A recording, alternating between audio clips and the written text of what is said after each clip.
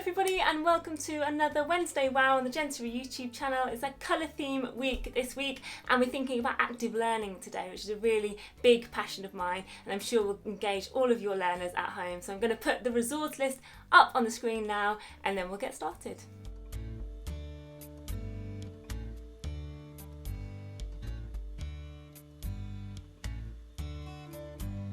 Now, I have mentioned active learning before in one of my previous videos, but it's actually a whole concept by a really amazing lady called Lily Nielsen, which I will put up on the screen now. If you want to do some more research about all the things that she does and all the magic and wonder about her philosophy, do check her out. So today we're going to be making something called busy boards, and these are one of my favourite things to make when I'm working with learners with SEN, but they're also fantastic for toddlers and children exploring tactile play and trying to develop their fine motor skills, which is a really big passion of mine, as I'm sure you're probably aware now. They're so easy to make with things that you've got at home. I'm going to show you a couple of ways of doing them, but as I say, use what you've got at home because these are so much fun to do.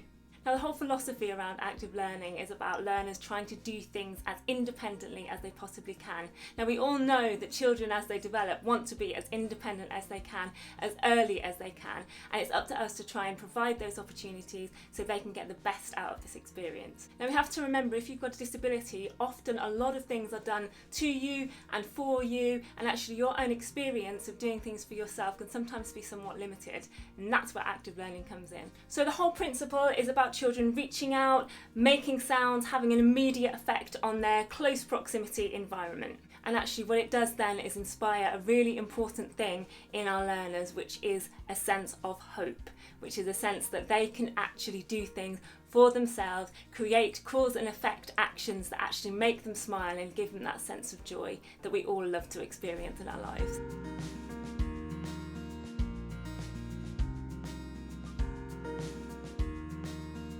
Now, busy boards can be made in a range of ways and for a range of different purposes. What you need to do is think about the learner that you're doing it for and the kind of skills that you want them to be able to develop and get used to when they're using the board. So resource-wise, I put a cardboard box on the list, so you can use a shoe box. I've literally just made this one out of a cereal packet. So I've just cut the front off, taped the end on, and then stuck some things on. Now, this one would probably be for quite an early developmental learner. The skill that I would probably look for this is a sort of grasping one, a sort of grasp and release action, because actually what we've made here is a tactile board that's really nice. Even when you just run your hands over it and move your hands around, you're coming across all of these lovely bumpy, shiny bows that are going to encourage a grasp and release action. So that would be one that I would probably use for an early developmental learner.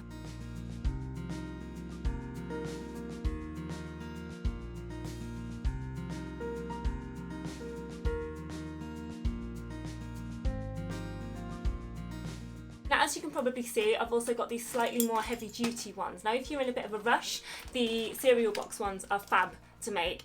They probably won't last as long because your child, if they're really engaged with it, may mangle them and they do tend to kind of fold in on themselves. So if you're looking for a more durable solution to that, then baskets are a great one, or even just like a wooden board or a tray, something that can give you that auditory feedback is great. And again, I've got this yellow one here, which I've made out of a basket to make it a little bit more durable. I've put a bit of yellow card in the background and a piece of elastic, which is literally just a rubber band that's strung from one side to the other. Now, we talk about elastic a lot in active learning because it's used in all of the strategies for busy boards, for little room activities, and it's because it retracts back, which means that, as I mentioned in some of my other videos, things will return to where the learner found them. Okay, so you can pin it, and it makes a great sound, and then it will just go back to where it started, and that's really good for building consistent responses. So the skill or the action that I'm looking for probably with this one would be to develop pincer grip actions, so to grab hold of one and move it across almost like you would with an abacus. But again, all of these can be used with your early developmental learners really, because they create effect when you're just moving your hands across them as well, which is often one of the earliest skills that we see from learners, just a scanning and a like sweeping kind of action. And again, my green one today is again for a slightly higher level child who might be looking to move things across one by one like that. Okay, again though, if you just sweep your hands, you're getting a cause and effect.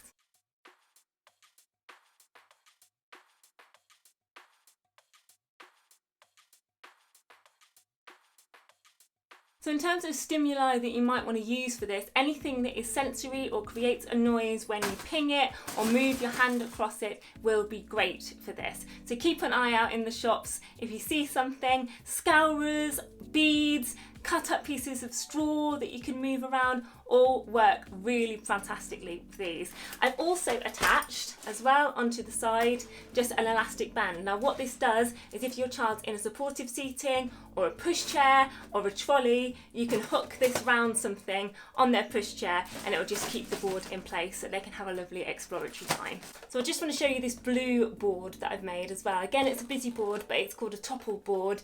All I've done is attach a rod, we can hear it already, attach a rod to the bottom of it. It's quite thick, but probably sort of a wooden spoon or one slightly thicker than that would be great. So just attach that to the middle of your cardboard box. And then all I've done is put some beads in it. You can use ping pong balls or bouncy balls or anything like that. This is obviously my blue one for my colour theme. And basically all that happens is that sits flat on the table or on their tray. And obviously it's naturally going to want to sit to one side because it's got things in it. But when the learner puts their hand flat on that side, it'll just make all the things topple to the other side, and then obviously it'll stay that side and then they can press. So they've essentially got like a mock seesaw and all they have to do is put their weight on it, but it's going to create such a joyous effect that will just make them feel like they've done something.